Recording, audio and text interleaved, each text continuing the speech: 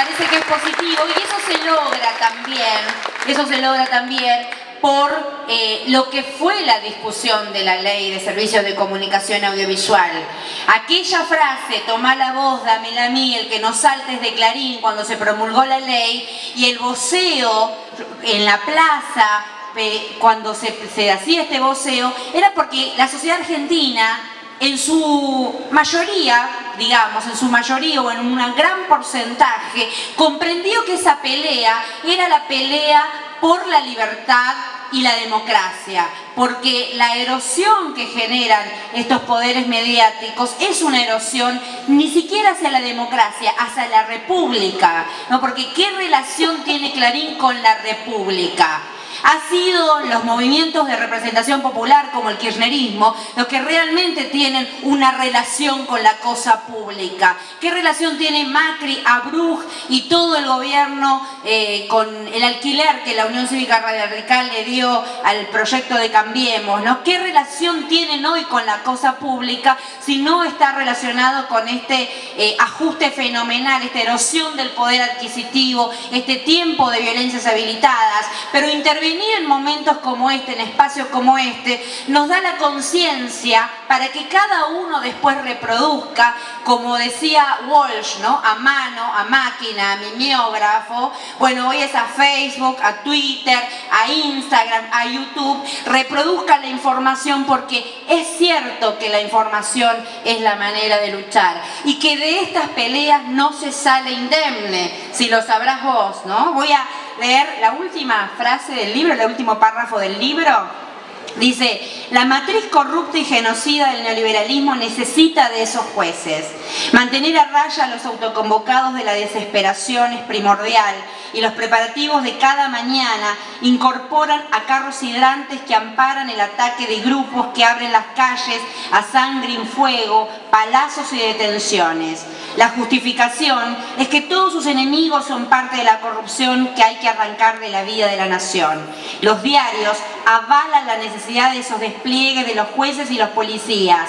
De a poco vuelven a parir la violencia que nace de la violencia. Rompen el contrato con los trabajadores, les escupen en la cara su violencia, hipocresía y condenan la inseguridad que esas víctimas le devuelven. Es parte del plan. La derecha política y económica se nutre de Ercolini y de los uniformados que escandalizan una playa, diciéndoles a indefensas mujeres: pónganse esto o las llevamos presas. Bueno, y es el contexto del neoliberalismo. ¿Qué hay además de la actualización en este tiempo de violencias habilitadas de tu libro Un grito en el desierto? El neoliberalismo es violencia, siempre es así.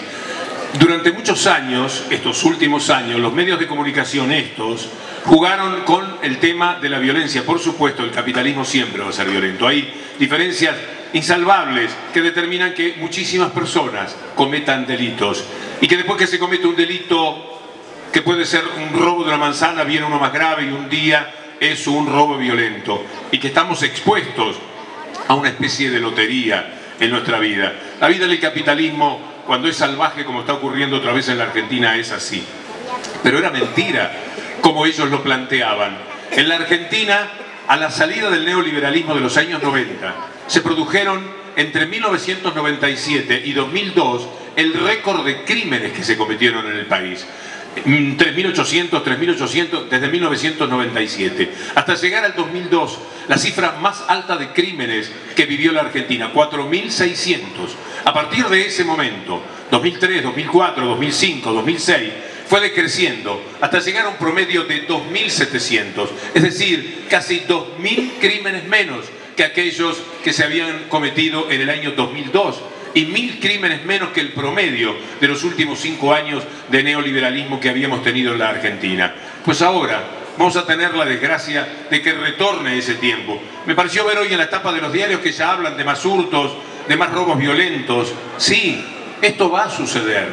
Y esto tiene que ver también con el estado de cosas que el capitalismo crea. Pero cuando el capitalismo, préstamelo un segundito, en la página 175, cuando el capitalismo se convierte en neoliberalismo, es decir, hay capitalismo, no salimos del capitalismo en los años pasados, También estábamos lamentablemente dentro del capitalismo. Es más fácil ir a Marte a pie que terminar con el capitalismo en el mundo. Eso no será posible.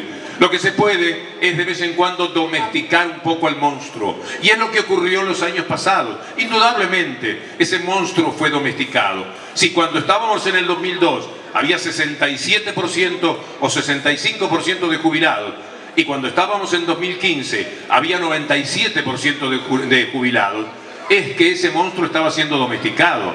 Si fueron jubilados aquellas personas que no tenían aportes por distintos motivos para conformar esa cifra del 97%, el monstruo estaba mejor. Si la mortalidad infantil, que en el 2002 estaba casi en el 18%, en el año 2015 había bajado del 10%, Misiones tenía el 9,8% en el 2015, dicho no por el gobierno local, sino dicho por el Banco Mundial, reconocido por las instituciones internacionales. Se le estaba haciendo algo muy fuerte a ese monstruo del capitalismo. Por supuesto que no habíamos salido de ninguna manera, porque no hay manera de salir de esto. Pero una cosa es un capitalismo que se piense un poco más humano, que sea inclusivo, que piense con respeto en los sectores más vulnerables de la población.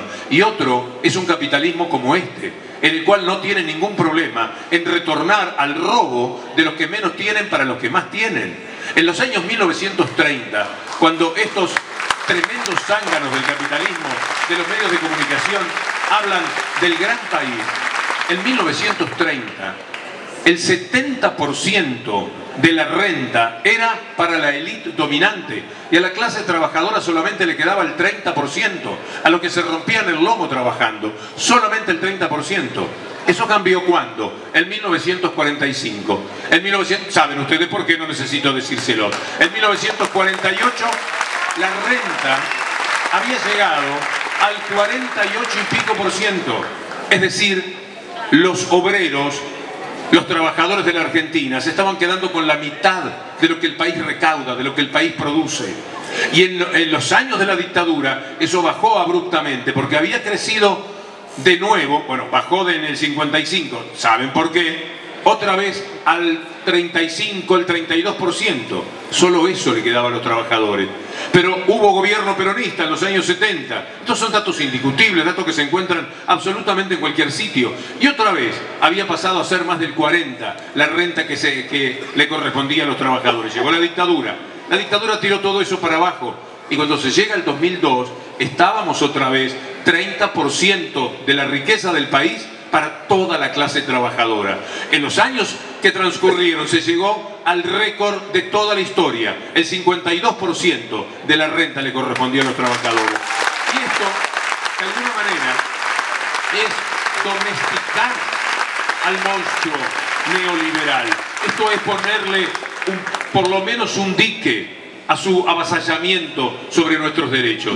Pero cuando esto vuelve a ser ya en un año, ellos han conseguido bajar 4 o 5 puntos ese pase de la renta. Es decir, en vez de sacarle un poco más a los que más tienen, para distribuirlo le sacaron a los que menos tienen y se lo dieron a los que más tienen. Porque le sacaron subsidios a los que menos tienen, le sacaron servicios a los que menos tienen, le sacaron remedios del PAMI a los que menos tienen, le sacaron buenos sueldos a los docentes, le sacaron la presencia a los científicos, atacaron a la cultura, atacaron hasta el cine, pero sí estaban muy bien comprando sus Hilux y sus enormes y fascinantes camionetas con las que se llevan el mundo por delante. Sí estaban comprándose absolutamente todos, los que se quedaron, los que pudieron no tener que pagar retenciones, los que pudieron crecer económicamente para, de alguna forma, en este mundo tan financiero, en la bicicleta financiera de la que ellos pueden participar y disfrutar, seguir haciendo una enorme cantidad de dinero.